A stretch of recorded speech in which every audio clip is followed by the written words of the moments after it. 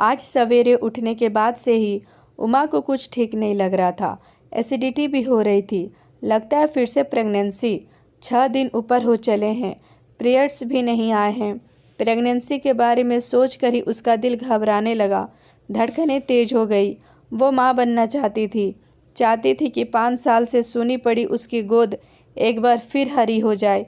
मगर पिछले 2 बार से उसे जिस पीड़ा और क्षोभ भरे अनुभवों से गुजरना पड़ा था, उसकी याद आते ही उसका मन खिन्न हो गया।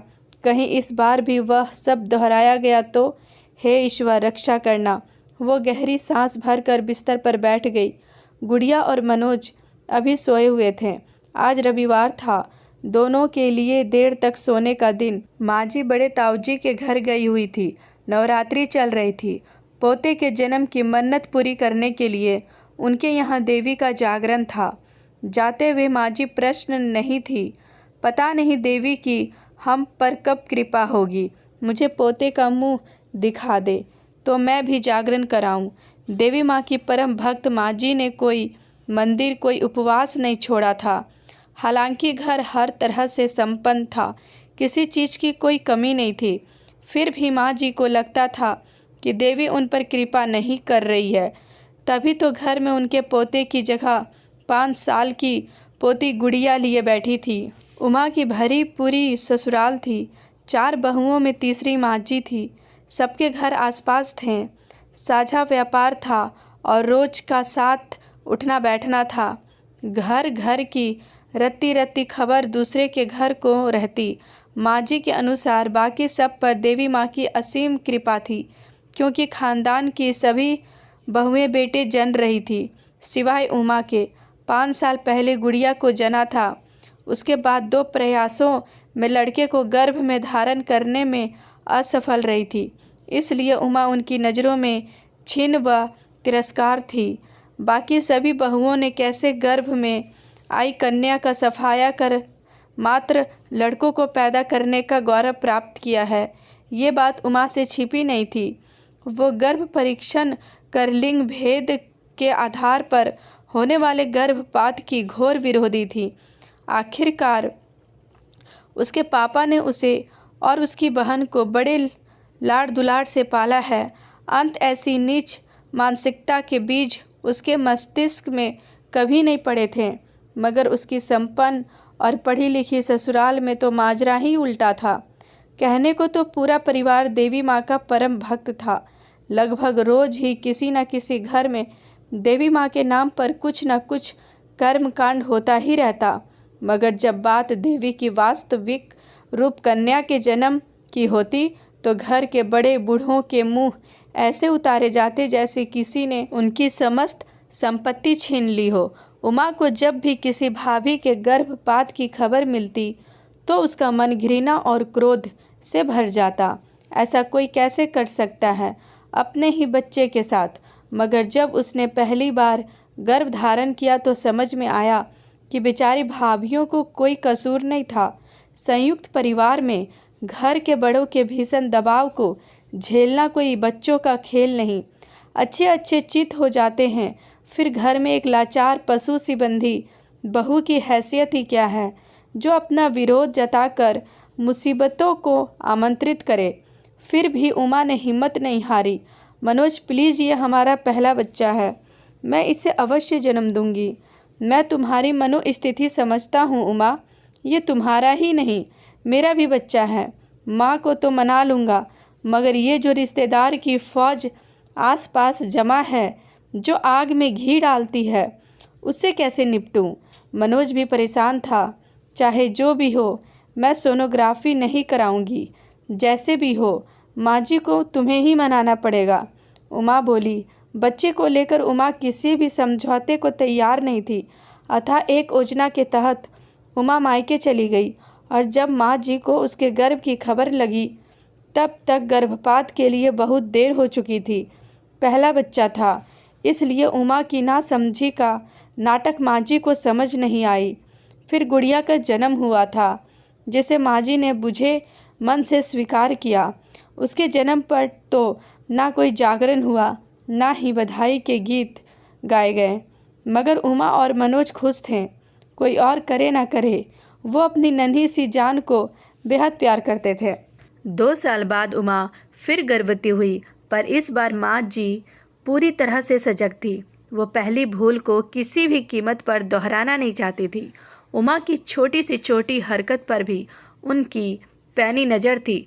वो बच न सकी। माँ के इमोशनल ड्रामे, रोने धोने और क्लेश से बचने के लिए मनोज अनचाहे मन से ही सही उमा पर दबाव डालने लगा। उमा, माँ को हर बार संभालना मेरे लिए असंभव है। पिछली बार हमारी बात रह गई थी, लेकिन इस बार माँ के मन की हो जाने दो। घर का तनाव मुझसे बर्दाश्त नहीं होता। मैं शांति से जीना चाहता हूँ। घर की हर बात माँ जी रो धोकर, नमक मिर्च लगाकर ऐसे पूरे कुटुंब में पेश करती थी कि सबकी नज़रें उमा और मनोज की ओर तन जाती।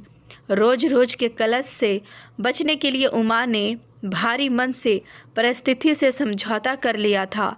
तब से अब तक 2 बार गर्भ हत्या का दंश झेल चुकी थी उमा। फिर से उसी मोड़ पर आ खड़ी हुई थी। आप बीती सोच सोच कर उमा का सिर भारी हो चला। वो रसोई में चाय बनाने चल दी। रसोई में काम वाली बाई सगुना बर्तन धो रही थी। चाय बनाते वक्त उमा को मितली आ गई और वो बाथरूम की ओर भागी। का दीदी, कोई खुशखबरी है का? सगुना उमा की शारीरिक भाषा से समझ गई थी। उमा ने उसे एक नज़र देखा पर कुछ न कहा। उमा की चुप्पी को हाँ समझ सगुना ने अपना अंदाज़ा पक्का मान लिया। चलो अच्छा ही है दीदी, गुड़िया कब तक अकेली खेलेगी? उसे भी तो कोई साथी चाहे संग खेलन वास्ते। अकेले बच्चे का घर में बिल्कुल जी ना लगे है। अच्छा, तेरे कितने बच्चे हैं? उमा ने चाय छानते हुए पूछा। कितने का? बस एक ही बिटिया है मेरी। अब तो सयानी हो गई है, 10वीं में पढ़े है। बताते हुए सगुना का चेहरा गर्व से दमक उठा। क्यों, दूसरा नहीं किया उसके बाद? का बताऊं दीदी, इसके जन्म पर ही इतनी कलेश पड़ गई थी घर में। इसके बखत धोखे से डॉक्टर जांच कर दी मेरी। मैं ठहरी अनपढ़ गंवार, मुझे तो कुछ पता ना था। छोरी जान पेट गिराने को पीछे पड़ गए कमीने, मगर मैं तैयार ना हुई। भला बताओ दीदी, अगर मेरे माँ बाप मेरे साथ ऐसा करते तो मैं कैसे आती इस दुनिया में? फिर क्या हुआ उमा? उमा उत्सुक थी। होना क्या था दीदी? मैंने अपनी सास और मर्द को जो खरी खोटी सुनाई कि पूछो मत। मैंने साफ कह दिया कि मैं माना मैं अनपढ़ गंवार हूँ, मगर हाथ पैर से सलामत हूँ। कैसे भी करके अपना और छोरी का पेट पाल लूँगी। तेरे दरवाजे पर ना आऊँगी रोटी मांगने। मेरी कोख की तरफ आंख उठा के भी देखा तो अच्छा ना होगा। बस मेरी सास ने मुझे घर से निकलवा दिया। और तेरे आदमी ने नहीं रोका तुझे? उमा ने पूछा। वो क्या करता? वो क्यों रोकता? वो तो अपनी माँ का पिछुलुआ था। मैंने भी सोचा, अरे हटाओ ऐसे मर्द को जो दुख दर्द में अपनी जोरू का साथ ना देकर माँ के पीछे जा छुपे, जो अब काम न आया। कुछ बुरी पड़े तो क्या काम आएगा? बस दीदी, अब तो खुद कमा खा रही हूँ और बिटिया को पढ़ा लिखा रही हूँ। एक ही बात कहती हूँ उसे, दुनिया से कुछ उम्मीद मत करियो, खुद मजबूत बन। उमा सगुना की बातें सुन अवाक रह गई। इस बुराई की जड़ें उसके घर तक ही नहीं, दूर बसी गरीबों के बस्ती में भी फैली थी। तुम लोगों में भी होता है ये सब? उमा ने हैरानी से पूछा। होता क्यों नहीं दीदी? हम ठहरे गरीब, जिस सौदे में सिर पर खर्च आ पड़े वो किसे भगाएगा? खैर जाने दो, हम लोगों में तो ये सब चलता ही रहता है। हम अनपढ़ों में कहाँ इतनी अकल कि छोरे छोरी का भेद ना करें। जिस छोरी की किस्मत भली होगी उसे भगवान आप जैसे घर भेजे हैं। अपनी गुड़िया को ही देख लो, रानी बनकर राज करे हैं घर पर। सगुना दर्द भरी आवाज़ में बोली। सगुना की आखिरी बात उमा के दिल को तीर की तरह भेद गई। उसे क्या पता था कि गुड़िया के अस्तित्व की रक्षा के लिए कितने प्रयत्न करने पड़े थे उसे। बेटियों को मारने का चलन अनपढ़ों से ज़्यादा पढ़े लिखे संपन्न परिवारों में है, जो अपना जीवन भगवान की इच्छा से नहीं बल्कि अपने ही समीकरणों पर जीना चाहते हैं। क्यों हर तरह से संपन्न परिवार भी लड़की के जन्म को भारी मन से लेता है? पता नहीं वो कौन सी मानसिकता है जो उन्हें अपने ही अंश को नष्ट करने के लिए उकसाती है। उमा चाय लेकर अपने कमरे में आ गई, मगर अब उसे पीने का मन न हुआ। जो कुछ उसके सामने आने वाला था उसके लिए वो अभी तैयार नहीं थी। सगुना की बातें उसके कानों में अभी भी गूंज रही थी। दिखने में पतली दुबली छीन सी काया वाली सगुना, मगर भीतर कितनी हिम्मती, कितनी साहसी थी। एक अनदेखे अजन्मे बच्चे के लिए एक ही झटके में सब कुछ छोड़ दिया। न समाज की चिंता, न सिर पर छत की फिक्र, न पति का मोह। मुझ में क्यों नहीं है इतनी हिम्मत? मैं तो मनोज के बिना रहने की कल्पना भी नहीं कर सकती। मैं तो पढ़ी लिखकर होकर भी सगुना के आगे कुछ नहीं हूँ। क्या हूँ मैं? एक जीती जागती इंसान या एक खिलौना जिसे चलाने वाला रिमोट कंट्रोल दूसरों के हाथ में है? उमा स्वयं के विचारों में बुरी तरह से उलझी थी। बाहर निकलने का कोई रास्ता नहीं सूझ रहा था।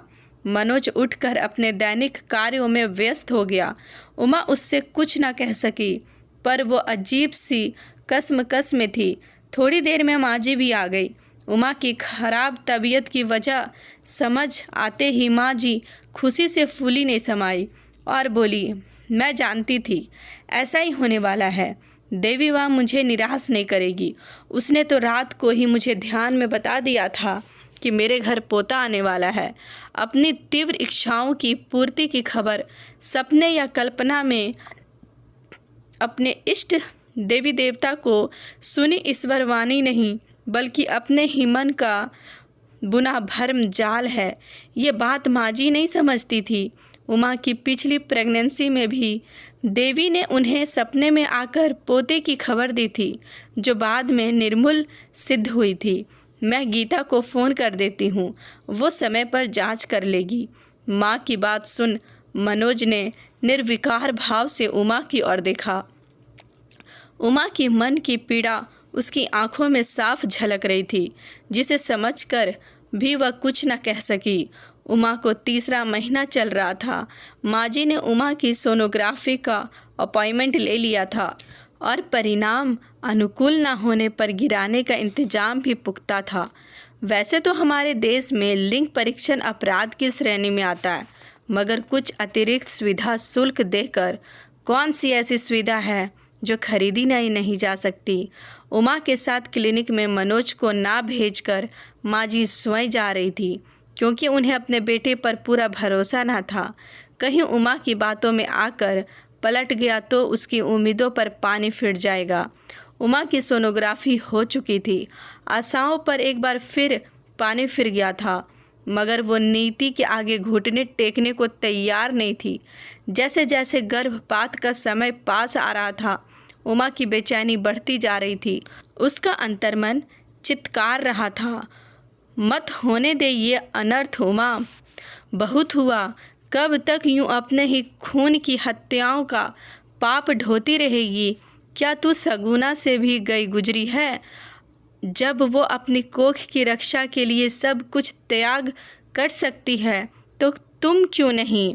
क्या होगा ज़्यादा से ज़्यादा यही ना कि तुझे घर छोड़ना पड़ेगा, मगर अपनी बच्ची को कम से कम जीवित तो देख पाएगी।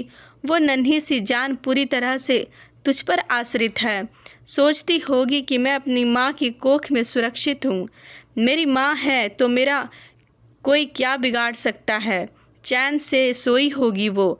क्या बीतेगी उस पर जब जानेगी कि अपनी कोख में सहेजने वाली माँ ही आज प्राण घातनी बनी हुई है। मत कर ऐसा अन्याय उसके साथ। आज मनोज के प्यार की परीक्षा होने दे। हर बार गलत फैसलों के लिए मात्र सम्मान के नाम पर माँ के साथ खड़ा होने वाला आदमी क्या एक सही फैसले के लिए तेरे साथ नहीं खड़ा हो सकता? और अगर वो अभी तेरे साथ खड़ा नहीं हो सका तो फिर ऐसे पति से क्या उम्मीद करना। वो तो जीवन के किसी भी मोड़ पर तेरा साथ छोड़ सकता है। तो इतनी असमक्ष भी नहीं कि अपनी बच्चियों का भार ना उठा सके। बस जरा सी हिम्मत कर उमा। उमा चलिए। नर्स की आवाज़ सुन उमा का शरीर जैसे काठ का हो गया। जैसे तैसे वो खड़ी हुई मगर पाँव ना हिला पाई। यह मुझसे नहीं होगा माँ जी, मैं यह नहीं करूँगी। कंठ में फंसा निर्णय पूरे आवेश के साथ बाहर निकला। मनोज जिस कलेश के आगे नतमस्तक था वो आज पूरे उफान पर था। बहुएं घर बसाने के लिए होती है, उजाड़ने के लिए नहीं। मेरे वंश का खात्मा करने पर तुली है ये। कहे देती हूँ मनोज, या तो इसे समझा ले वरना इसका हमसे कोई नाता नहीं रहेगा। माँ जी गुस्साई आवाज़ में बोली। ना रहे तो ना सही माँ जी, मैं इसके लिए तैयार हूँ, मगर इस बार अपनी कोख पर आँच न आने दूंगी। मेरा निर्णय नहीं बदलने वाला। आगे जैसी आपकी मर्जी। मैं आज ही यहाँ से अपनी बेटी को लेकर चली जाऊंगी। उमा की वाणी और भाव दोनों शांत थे। अनवरत मानसिक द्वंद्वों के तूफान एक निर्णय पर आकर ठहर गए थे। अब वो हर परिस्थिति का सामना करने के लिए तैयार थी। कोई कहीं नहीं जाएगा माँ। उमा ने जो किया ठीक किया। मैं खुद भी यही चाहता था, मगर ना जाने क्यों चाह कर भी साहस नहीं कर पा रहा था। अपनी 2 बेटियों की हत्या की गलानी अभी तक है मुझे। तीसरी की झेलने की शक्ति नहीं है मुझ में। हिम्मत करके मनोज बोला। ये क्या कह रहा है तू? इसके साथ साथ तेरा भी सिर फिर गया है क्या? मरने के बाद कोई किया कर्म श्राद्ध करने वाला भी नहीं होगा तेरा। आत्मा को मुक्ति नहीं मिलेगी। माँ की बातें सुन। इस बार मनोज की सहन शक्ति जवाब दे गई। आत्मा की मुक्ति अपने अच्छे बुरे कर्मों से होती है, किसी कर्म कांड से नहीं। और आज तक बात कान खोल कर सुन लो माँ। अगर तुमने उमा की प्रेगनेंसी में किसी भी तरह की कोई भी बाधा खड़ी की या उसे किसी तरह का तनाव दिया तो हमारी मुक्ति हो या ना हो तुम्हारी नहीं होगी, क्योंकि फिर मैं तुम्हारे मरने पर ना तो तुम्हारा क्रियाक्रम करूँगा और ना ही पिंडदान। आज मनोज के दिल में फंसा बरसों का गुब्बार भी फूट कर बाहर निकल गया। माँ जी उसके जवाब से जड़वत रह गई। उमा, अगर तुम्हारे साथ किसी भी प्रकार का दुर्व्यवहार हुआ तो तुम्हारे साथ मैं भी यह घर छोड़ दूंगा। मनोज की अप्रत्याशित प्रतिक्रिया से उमा का भाव विहीन हो गई और उससे लिपट कर रो पड़ी। आज उसकी गोद फिर से हरी हो गई।